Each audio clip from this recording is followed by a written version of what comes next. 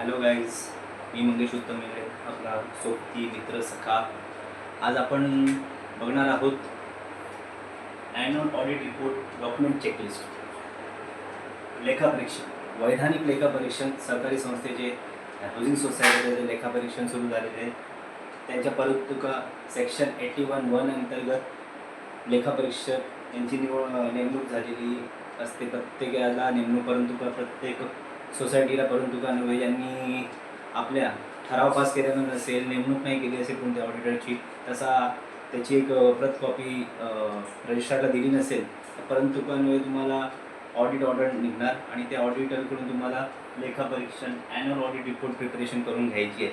पण ते annual audit report preparation करायच्या अगोदर तुम्हाला सगळ्यात पहिला काय काय डॉक्युमेंट्स तुम्हाला प्रिपेअर ठेवायचे आहे. तुमच्याकडे कोणी अकाउंटंट असेल किंवा तुमच्या सोसायटीमध्ये स्वतः कोणी ऑपरेट करत असेल तर त्यांनी कोणकोणते डॉक्युमेंट्स आपले ठेवले पाहिजे सोसायटीच्या रेकॉर्डमध्ये, जेणेकरून ऑडिटरला या सगळ्या डॉक्युमेंटचं व्हेरिफिकेशन करून ॲन्युअल ऑडिट रिपोर्ट वैधानिक लेखापरीक्षण करता येईल याची पूर्तता होईल. आणि ते ऑडिट रिपोर्ट बनवायला त्याला इझी जाईल आणि इझी झाल्यानंतर तो ऑडिट रिपोर्ट बनवून रजिस्ट्रारला सबमिट करेल आणि कॉपी सोसायटी रेकॉर्डला ठेवेल. या पद्धतीने सेक्शन 81 आज बघणार आपण वैधानिक लेखापरीक्षण ॲन्युअल ऑडिट रिपोर्ट्स. तर 24-25च्या हिशोबाने आज विचार करतोय आपण. त्या हिशोबाने कोणकोणते डॉक्युमेंट्स आज आपल्याला इम्पॉर्टंट आहे त्याच्यावर आज आपण डिस्कस करणार आहोत. आजचं लेसन आपलं त्याच्यावरच आहे. तर चला बघूया आपण ॲन्युअल ऑडिट रिपोर्ट वैधानिक लेखापरीक्षणची डॉक्युमेंट चेकलिस्ट काय आहे ते आज आपण बघणार आहोत. Let start. सगळ्यात महत्त्वाचा पहिला पॉईंट आहे जो आपला कॅश बुक. ऑडिटरची परंतुका जो ऑडिट ऑर्डर तुमच्याकडे मिळालेली असेल तर पहिला पॉईंट आहे तुम्हाला कॅश बुक. सगळ्यात महत्त्वाचं कॅश बुक, जी कॅश तुम्ही विड्रॉ केली आहे आणि त्याच्यात ज्या तो खर्च केलेला आहे कॅश थ्रू, त्याचं कॅश बुक तुम्हाला मेंटेन करायचं आहे. ते कॅश बुक तुम्ही रिटर्नमध्ये करू शकता किंवा एक्सेलमध्ये मेंटेन करतात. बहुतांश सोसायट्या छोट्या असल्या तर त्या नॉर्मली काय करतात, कॅश बुकच्या रजिस्टरमध्ये मी किती विड्रॉल केले बँकेमधून कॅश आणि किती कॅशमध्ये खर्च करता. उपविधीच्या नुसार तुम्हाला 1500च्या वरती चेक पेमेंट करायचं आहे आणि 1500च्या आतमध्ये छोटं मोठं पेमेंट असेल ते तुम्हाला कॅश थ्रू करू शकता. 1500 रुपयाच्या वरती जे पण पेमेंट असेल ते तुम्हाला चेक थ्रूच करायचं आहे. तर तुम्हाला त्या पद्धतीने कॅशबुक हे मेंटेन करणं खूप गरजेचं आहे. कॅशबुक हा पहिला पॉईंट आहे जो ऑडिटरला रिक्वायर्ड आहे. ज्या डॉक्युमेंट चेकलिस्टमध्ये खूप महत्त्वाचा पॉईंट आहे तो कॅशबुक तुम्हाला मेंटेन करायचा आहे. त्या वर्षाचा ऑडिट असेल त्या वर्षाचा पूर्ण 12 महिन्याचा जो विड्रॉल केलं, जे खर्च केलं त्याची पेटी कॅश वाउचर विथ साईन, तिघांनी पण साईन करायचे. जे मॅनेजिंग कमिटीमध्ये चेअरमॅन, सेक्रेटरी, ट्रेझर यांनी कॅश वाउचरवर साईन करायचे. त्याचे सपोर्टिंग असणं खूप गरजेचं आहे. नॉर्मली काय होतात की कोणते पेटी कॅशच्या वाउचर आम्ही बघतो जेव्हा ऑडिटला जातो तर तिथे वाउचरवर नॉर्मली फक्त काय असतात, साईन असतात आणि पेटी कॅशवर बिलं मागे नसतात. तर त्यामुळे काय होतं, नॉर्मली आम्हाला तिथे क्वेश्चन येतात की बाबा हे खर्च व्हॅलिड आहे की नाही. तर त्यानुसार अशी दिरंगाई करू नका. प्रत्येक खर्चामागे कुठले छोटं मोठं काय होईना कुठल्याही स्टेज कुठे गेल्यानंतर बिल हे मिळतंच. बिल घेतल्याशिवाय कुठलीच पेटी कॅश औषध बनवू नका. त्या पद्धतीने तुम्हाला कॅशबुक सगळ्यात पहिला मेंटेन करायचं आहे. सेकंड पॉईंट बघणार आहोत आपण बँक बुक. आता बँक बुकमध्ये जे काय पैसे बँकेत आले आणि जे काय तुम्ही बँके थ्रू चेक थ्रू पेमेंट केले त्याचं एक बँक बुक तुम्हाला मेंटेन करण्याचं आहे. अकाउंटमध्ये नॉर्मली सिस्टम तुमच्याकडे कुठलंही सॉफ्टवेअर असेल किंवा एक्सेल असेल त्याच्यामुळे तुम्हाला बँकेमध्ये ट्रान्झॅक्शन दाखवायचे. एक्सेलमध्ये मेंटेन करायचं आहे कॅशबुक किंवा टॅली असेल तर टॅलीमध्ये मेंटेन करायचं आहे. तर त्यामध्ये कोणकोणत्या मेंबर्सचा मेंटेनन्स आला आणि तुम्ही चेक थ्रू जे पेमेंट केलं ते कॅशबुक तुम्हाला मेंटेन करायचं आहे. Second third thing bank statement. ज्या वर्षाचं ऑडिट करायचं आहे त्याचं परिपूर्ण असं बँक स्टेटमेंट असणं गरजेचं आहे. ते बँक स्टेटमेंट तुम्ही घेऊन येऊन प्रिंट कॉपी तुमच्या रेकॉर्डला ठेवायची, जेणेकरून ऑडिटर ते सर्टिफाय करणार की जे बँक बुक तुम्ही मेंटेन केलं आहे ते त्याला मॅच होते की नाही. फोर्थ पॉईंट आहे बँक रिकन्सिलेशन. बँक रिकन्सिलेशन असं या पद्धतीचं आहे की ज्यावेळी आपण बँक स्टेटमेंट आणि बँक बुक जुळवायला जातो तर कुठेतरी फरक आढळतो, काही इंटरेस्ट स्किप होता काय होता. तर बँक बुक आणि तुमचं बँक स्टेटमेंट याचं रिकन्सिलेशन झालं पाहिजे. अगर 31 मार्चला बँकेचा बॅलन्स जो आहे 20,000 आहे आणि बँकेचा बॅलन्स 20,000 आहे आणि बँक बुकमध्ये तो 25,000, तर 5,000चं रिकन्सिलेशन तुम्हाला द्यायला लागेल. नाहीतर 20,000 आणि हा 20,000 तो मॅच झाला पाहिजे. क्रॉस रिकन्सिलेशन करून ते आपल्याला बँक रिकन्सिलेशन एक स्टेटमेंट पण बनवायला लागतं. जेवढे बँकेत पेड त्याच्यात टिक करून त्या तारखेला पेमेंट आले ह्या बँक रिकन्सिलेशन स्टेटमेंट आपण टॅली थ्रू पण बनवू शकतो किंवा एक्सेलमध्ये पण मेंटेन करू शकतो. तर त्या पद्धतीने तुम्हाला ते मेंटेन करायचं जेणेकरून ऑडिटरला ते सर्टिफाय करताना इझी होईल. 5वा पॉईंट आहे आपला मेंबर फायनान्स लेजर. आता मेंबर फायनान्स लेजर जे पण मेंबर्स आहेत त्यांचे लेजर असणं खूप गरजेचं आहे. जे पण त्यांचे मेंटेनन्समध्ये कोणकोणत्या महिन्याला कोणकोणत्या तारखेला मेंटेनन्स आला, कोणकोणत्या तारखेला आपण त्यांना बिल केलं, कोणकोणत्या तारखेला त्यांचे पैसे आले आणि त्याचा क्लोजिंग बॅलन्स काय हे आपल्याला मेंबर फायनान्स लेजरमध्ये कळतं. त्याच्यानंतर मेंटेनन्स रिसिप्ट बुक खूप महत्त्वाचा पार्ट आहे. कोणीही मेंबर्स यांनी मेंटेनन्स दिलेला असेल तर त्याला रीतसर मेंटेनन्स रिसिप्ट पावती ही दिली गेली पाहिजे. त्याचं एक बुक मेंटेन केलं जातं. मग त्या बुकमध्ये त्या रिसिप्टच्या एंट्रीनी तुमच्या बँकेशी मॅच केलं जातं. कॅशमध्ये दिलं असेल कॅशमध्ये आपण मॅच करतो, बँकेत दिलं असेल तर बँकमध्ये मॅच करतो. हे क्रॉस रिकन्सिलेशन तुमच्या दोन्ही पार्टमध्ये येतं. हे मेंटेनन्स रिसिप्ट बुक खूप महत्त्वाचं आहे आणि प्रत्येक मेंबर्सला हा राईट्स आहे की त्यांनी मेंटेनन्स दिल्यानंतर त्यांना रिसिप्ट गेलीच पाहिजे. हा एक पुरावा त्यांच्याकडे असतो. उद्या 3-4 वर्षानंतर कधीही त्याचं लेजर आपण चेक करायला गेलो त्याच्याकडे पावती आढळली पाहिजे. जेणेकरून कॅशमध्ये घेताना तर सगळ्यात पहिला तुम्हाला रिसिप्ट घेतलीच पाहिजे. कारण कॅशमध्ये कसं होतं, कॅशमध्ये मेंटेनन्स दिल्यानंतर पावती तुला आज देतो, उद्या देतो, परवा देतो अशा गोष्टी होतात आणि ते माइंडमधून स्किप होतात आणि सहसा दिलेल्या माणसाला त्याचा एव्हिडन्स देता येत नाही कारण की त्याच्याकडे पावती नसते. मग त्या उद्देशाने तुम्ही कधी पण कॅश मेंटेनन्स करत असताल तर तुम्हाला त्याची पावती घेणं गरजेचं आहे. त्याच पद्धतीने बँकेत पण पेमेंट आल्यानंतर एक सर्टन 15 दिवसाच्या नंतर जेव्हा जसं तुमची बिलिंग रिसिप्ट होते त्याच्यामध्ये तुमच्या मेलवर रेकॉर्ड कुठेतरी तुमची रिसिप्ट पावती असणं तुमच्याकडे गरजेचं आहे. जेणेकरून तुमचा मेंबर फायनान्स लेजर मॅच होईल. तुमचा जो पर्सनल लेजर आहे तो मॅच झाला पाहिजे. त्याच्यानंतर आज बघतोय आपण नंतर 7th पॉईंट आपण बघायचं आपल्याला पेटी कॅश व्हाउचर.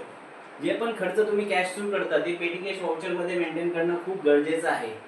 पेटी कॅश व्हाउचर प्रत्येक खर्चामागे तिघांनी पण सहाय्य करायचं. मी पहिल्या पॉईंटमध्ये सांगितलं कॅश बुकमध्ये की तुम्हाला पेटी कॅश व्हाउचर मेंटेन करणं खूप बंधनकारक आहे. त्याचे बिल सपोर्टिंग सगळ्या गोष्टी असणं खूपच बंधनकारक आहे. विदाऊट बिल कुठलं पण व्हाउचर बनवू नका. त्याच्यामुळे तुम्ही हे पॉईंट इन्व्हॅलिड करून याची तुम्हाला मॅनेजिंग कमिटीवर त्याची सर्वस्वी जबाबदारी आहे. म्हणून मॅनेजिंग कमिटीमध्ये कुठले पण खर्च झाले तर त्याचे व्हाउचर आणि सपोर्टिंग डॉक्युमेंट असणं खूप गरजेचं आहे. त्याच्यानंतर बँक बॅलन्स सर्टिफिकेट. जसा 31 मार्च संपला त्याच्यानंतर लगेच बँकेमध्ये जाऊन तुम्हाला एक बँक बॅलन्स सर्टिफिकेट घ्यायचं आहे. जो बँकेत शिल्लक बॅलन्स आहे तुमचा त्यात एक सर्टिफिकेट घ्यायचं जेणेकरून ऑडिटरला तुमच्या बँक स्टेटमेंटशी तो बॅलन्स जुळला पाहिजे, बँक रिकन्सिलेशनशी तो बॅलन्स मॅच झाला पाहिजे. त्याची पडताळणीसाठी बँक बॅलन्स सर्टिफिकेट तुम्ही बँकेत जाऊन घेतलं पाहिजे. त्याच्यानंतर काही एफडी तुम्ही जमवतात जसं सिंकिंग फंडची एफडी असेल, बिल्डिंग रिपेअर फंडची एफडी असेल, ही बंधनकारक आहे. प्रत्येक वर्षात काही फंड आपण कन्स्ट्रक्शन कॉस्टच्या 1% आपण फंड हा फिक्स्ड डिपॉझिट मध्ये आपण ठेवला पाहिजे. जेणेकरून त्या फिक्स्ड डिपॉझिटवर आपला इंटरेस्ट मिळेल आणि पुढचा जो कालावधी आपल्याला चालवायचे, सर्व्हायवल करायची, सोसायटी रन करायची त्यासाठी तो महत्त्वाचा आहे. म्हणून फिक्स्ड डिपॉझिट स्टेटमेंट खूप महत्त्वाचं आहे. आणि त्यावर जे व्याज मिळतंय एफडी इंटरेस्ट सर्टिफिकेट, हे एफडी इंटरेस्ट सर्टिफिकेट पण तुम्हाला आणावं लागेल. हे एफडी इंटरेस्ट सर्टिफिकेट, हे एफडी डिपॉझिट स्टेटमेंटला आपण क्रॉस रिकन्सिलेशन करणार. या दोन्ही गोष्टीचं क्रॉस रिकन्सिलेशन होणार. तर त्यासाठी एफडी डिपॉझिट स्टेटमेंट आणि एफडी इंटरेस्ट सर्टिफिकेट हे तिन्ही गोष्टी या बँकेच्या तुम्हाला बँके थ्रू आणून मिळतील. म्हणून बँकेत 31 मार्च झाल्या तुम्हाला या तिन्ही गोष्टी FD interest statement, FD fixed deposit statement आणि बँक बॅलन्स सर्टिफिकेट या तिन्ही गोष्टी तुम्हाला बँकेत जाऊन घेऊन यायच्या आहेत. या ऑडिटमध्ये खूप महत्त्वाच्या गोष्टी आहेत ज्या आपल्याला तिथे इंटरेस्टमध्ये आपल्याला प्रोव्हिजन्स करायला लागतात. अक्रूड इंटरेस्ट असतात जे इंटरेस्ट ते आपल्याला क्रॉस रिकन्सिलेशन करून बॅलन्स शीटमध्ये शो करायला लागतं. त्याच्यानंतर 11वा पॉईंट आपण बघणार ट्रान्सफर फीज. ट्रान्सफर फीज आपण केव्हा घेतो, जेव्हा फ्लॅट रिसेल होतो. एक मेंबर त्यांनी दुसऱ्याला फ्लॅट रिसेल करताना काही एक हस्तांतरण फी असते जी मॅक्स टू मॅक्स 25,000 पर्यंत आपण घेऊ शकतो. तर ती ट्रान्सफर फीज जेव्हा फ्लॅट रिसेल होतो त्यावेळी आपल्याला त्याच्याकडून घ्यायचं. अशी एक लिस्ट असते ती मेंटेन ठेवायला लागते की बाबा या वर्षामध्ये एवढे एवढे फ्लॅट रिसेल झाले, त्याची ट्रान्सफर फीज एवढी एवढी रिसीव्ह झाली, त्या पद्धतीने आपल्याला ते अकाउंटिंग करायला लागते. त्याच्यानंतर हे 12वा पॉईंट आपण बघतोय टेनंट फ्लॅट लिस्ट. जेवढे पण फ्लॅट तुमचे आहे, जेवढे पण फ्लॅट्स आहेत त्याच्यामध्ये कोणकोणते फ्लॅट हे रेंटवर आहेत त्या टेनंटची लिस्ट लागते आणि विथ ॲग्रीमेंट या गोष्टी आणत असून त्या आपल्याला क्रॉस रिकन्सिलेशन करायला लागतात आणि याची यादी आपल्या असणं सोसायटीने मेंटेन करणं खूप महत्त्वाची आहे. त्याच पद्धतीने 13वा पॉईंट आपल्याला बघायचा minutes book of managing committee. हा खूप महत्त्वाचा पॉईंट आहे. Minutes book of managing committee म्हणजे काय, तर जे ठराव पास होता मॅनेजिंग कमिटी जी असेल, जे पण मेंबरशिपच्या हिशोबाने 7 लोकांची मॅनेजिंग कमिटी 11, 10 जे काय असेल, तर त्या मॅनेजिंग कमिटीचे जे काही ठराव होता, इंटरनल जे ठराव होतात मॅनेजिंग कमिटीचे, त्या ठरावाचे किती महिन्याला किमान एक तरी आपली मॅनेजिंग कमिटीची मीटिंग होणं खूप गरजेचं आहे आणि त्याचा ठराव पास करणं खूप गरजेचं आहे. याचा रेकॉर्ड आपल्या ऑडिट रिपोर्टमध्ये आपण मेन्शन करतो. त्या ऑडिट रिपोर्टमध्ये तुमच्या किती सभा झाला, किती ठराव पास झाले हे या मिनिट्स बुकमध्ये मॅनेजिंग कमिटीच्या कळतं. त्यानंतर आपण 14वा पॉईंट बघणार आहोत जनरल मिनिट्स बुक. ज्यावेळी काही सर्वसाधारण सभा ॲन्युअल जनरल मीटिंग होतात त्याची मिनिट्स बुकमध्ये काही ठराव पास होतात, ते ठराव पास होतात त्याची मिनिट्स बुक काय काय ठराव पास झाले त्याचा रेकॉर्ड जनरल मिनिट्स बुकमध्ये हे पण मेंटेन करणं खूप गरजेचं आहे. हे पण ॲन्युअल ऑडिट रिपोर्टमध्ये मेन्शन केलं जातं की ॲन्युअल जनरल मीटिंग किंवा जनरल मीटिंग सर्वसाधारण सभा किती झाल्या तुमच्या वर्षातून त्या मेन्शन केल्या जातात. त्याच्यानंतर जे कार्यकारी मंडळ आहे मॅनेजिंग कमिटी लिस्ट, जे सभासद आहे कार्यकारी मॅनेजिंग कमिटीचा जो सभासद आहे त्यांची एक लिस्ट लागते. त्यांची नावं तिथे जबाबदार रिस्पॉन्सिबल हेडमध्ये टाकले जातात की बाबा या मॅनेजिंग कमिटीने या ऑडिट रिपोर्टसाठी हे जबाबदार आहे, यांनी हे ऑडिट रिपोर्ट बनवले, डॉक्युमेंट्स आम्हाला प्रोव्हाइड केले, त्या बेसवर आम्ही ऑडिट रिपोर्ट दिला आणि त्यांनी ते रिमार्क्स दिलेले असतात. ऑडिटर त्यात रिमार्क्स देतात. म्हणून ही जी कमिटी त्याची एक लिस्ट नावाची यादी त्या ऑडिट रिपोर्टमध्ये मेन्शन करावी लागते. त्याच्यानंतर लास्ट इयर जो तुम्ही ऑडिट रिपोर्ट फाईल केलाय त्याची ॲक्नॉलेजमेंट बाय रजिस्ट्रारनी त्याची ॲक्नॉलेजमेंट दिली असते. सहाय्यक निबंध प्राप्त रिसिव्ड कॉपी दिलेली असते. तो ऑडिट रिपोर्ट सबमिशन केलाय त्याची स्कॅन कॉपी ऑडिटरला देणं खूप गरजेचं आहे, जेणेकरून प्रिव्हियसचे जे बॅलन्स आहे तो तिथे टाकून या वर्षाच्या ऑडिट रिपोर्टमध्ये ते कॅरी फॉरवर्ड होऊन तो एक डेटा मॅच होतो आणि या वर्षाची बॅलन्स शीट रेडी होते. त्यानंतर रिसिप्ट पेमेंट अकाउंट, या वर्षाचं जमा हिशोबपत्र, जमा आणि खर्चपत्र याच्यामध्ये ती मेंटेन करायला लागतं रिसिप्ट पेमेंट अकाउंटमध्ये. रिसिप्ट पेमेंट अकाउंटमध्ये किती पैसे आले, किती पैसे गेले आणि बँक आणि टोटली क्लोजिंग बॅलन्स किती आहे हे आपल्या रिसिप्ट पेमेंट अकाउंटमध्ये कळतं की आपला जो टोटल वर्षामध्ये आपल्याला आले किती पैसे, गेले किती आणि बॅलन्स किती आहे. हा आपल्याला या पार्टून खूप इम्पॉर्टंट आहे. हा पार्ट खूप म्हणजे नॉर्मल सगळ्या पर्सनला समजू शकतो असा असतो.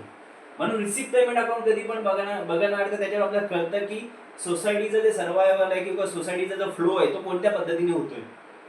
त्याच्यानंतर प्रॉफिट लॉस स्टेटमेंट असतं. प्रॉफिट लॉस स्टेटमेंट म्हणजे एक्झॅक्टली काय, ते 12 मंथ्स आपण म्हणू शकतो. त्याच्यात 12 मंथमध्ये जी बिलिंग केली, जे इन्कम मी रेकग्नाइज केलं की 12 महिन्यामध्ये मला समजा 1 लाख रुपयाची बिलिंग केली, त्याच्यासमोर किती खर्च झाला आणि माझे प्रोव्हिजन्स काय आणि आफ्टर प्रोव्हिजन्स किती प्रॉफिट आहे, त्या प्रॉफिटला आपण ट्रान्सफर करतो बॅलन्स शीटमध्ये. हा मग प्रॉफिटचा 12 महिन्याचा जो तुमचा प्रोजेक्टेड कॉस्ट आहे तो तिथे प्रोजेक्टेड इन्कम आहे ते दिसतं आणि त्याच्यासमोर किती खर्च झाला आहे आणि प्रोव्हिजन पण आपण त्याच्यात बुक करून नेट आपला प्रॉफिट किती आहे तो आपण बॅलन्स शीटला ट्रान्सफर करतो. जेणेकरून आपल्याला कळतं की सर्व सोसायटीची जी स्थिती आहे, जो स्टेटस आहे तो कोणत्या पद्धतीने प्रॉफिट लॉस स्टेटमेंट कळतं की नॉर्मली आपल्याकडे जो P&L प्रॉफिट आहे आणि डेटर्सचं आउटस्टँडिंग आहे याच्यात क्रॉस रिकन्सिलेशन करायला आपल्याला खूप इझी होतं. म्हणून प्रॉफिट लॉस स्टेटमेंट हे पण खूप महत्त्वाचं पत्रक आहे. त्याच्यानंतर 19वा पॉईंट आपण बघणार आहोत बॅलन्स शीट. बॅलन्स शीटमध्ये 2 साईड असतात. एक असतं तुमचं लायबिलिटीज आणि दुसरं असतं ॲसेट्स.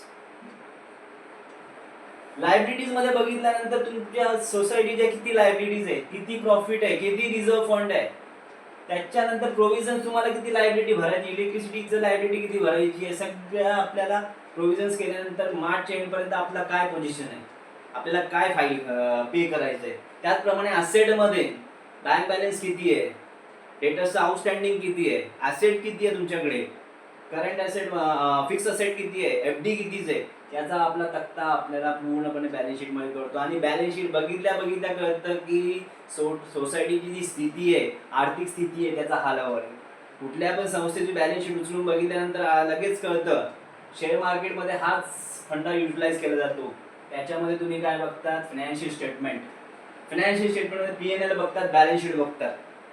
बॅलन्स शीट बघितल्या कळतं की बाबा याची लायबिलिटी किती आहे कंपनीची, त्याच पद्धतीने कंपनीकडे असेट पण किती आहे, नॉन परफॉर्मिंग असेट किती पडली आहे, रिकव्हरी किती आहे, त्याच्यावरून कळतं की कंपनीचा जो व्हॉल्यूम आहे तो किती असेल. पी&एल स्टेटमेंट केल्यानंतर व्हॉल्यूम कळतो की टर्नओव्हर किती आहे, सेल्स किती रेकग्नाइज केलाय.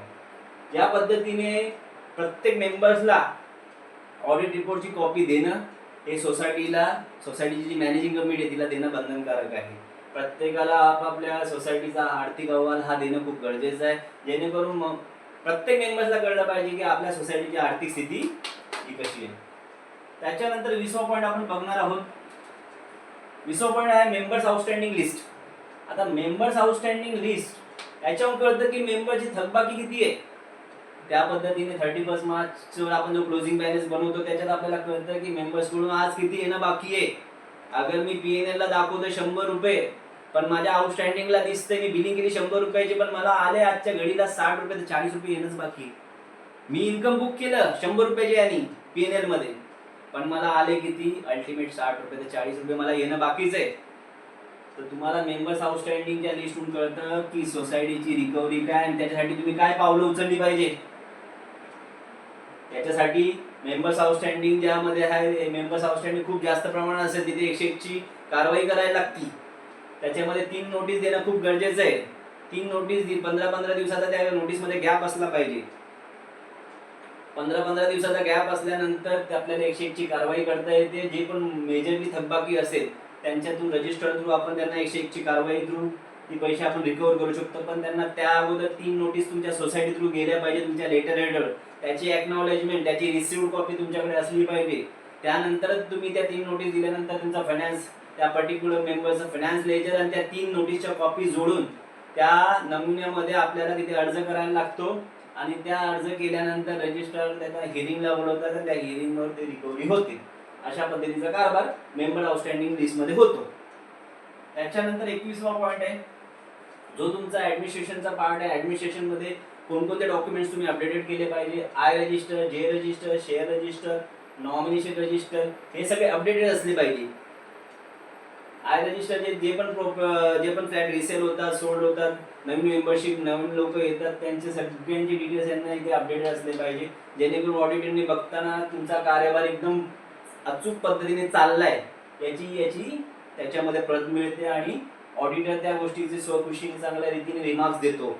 त्याच्यामध्ये A-B-C या कॅटेगरीमध्ये तुम्हाला रिमार्क्स भेटतात की तुमचा जो ऑडिट केलंय त्या ऑडिटरनी, त्याच्यावर तो सांगतो की बाबा A क्लासमध्ये त्या लोकांनी खूप अचूक पद्धतीने रेकॉर्ड ठेवलेला आहे. B कॅटेगरी किंवा C कॅटेगरी किंवा D कॅटेगरी असे तो रिमार्क्स देतो. त्याच पद्धतीने रेक्टिफिकेशन रिपोर्ट, काही चुका सोसायटीच्या उपविधीला धरून नसतील तर रेक्टिफिकेशन रिपोर्ट तुम्हाला नमुना O मध्ये सबमिट करायला लागतो.